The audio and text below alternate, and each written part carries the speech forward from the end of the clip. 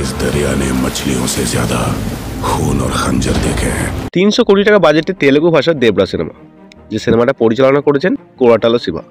সিনেমাটার মধ্যে অ্যাকশন এবং ড্রামা আমরা দেখতে পাবো। মুখ্য চরিত্রে অভিনয় করছেন এনটি রামারাও জুনিয়র। এছাড়াও বলিউডের 2 সুপারস্টারকে আমরা দেখতে পাবো এই সিনেমার মধ্যে, সাইফ আলি খান এবং জাহ্নবী কাপুর।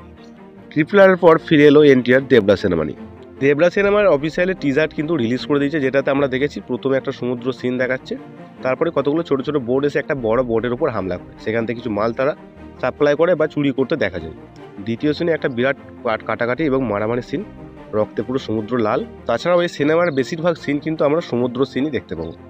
শুধুমাত্র 80 সেকেন্ডের টিজার দেখে পুরো বই কিন্তু বোঝা যায় না, তবে হ্যাঁ একটা এখানে স্পষ্ট বোঝা যাচ্ছে যে একটা অ্যাকশন সিনেমা হতে চলেছে।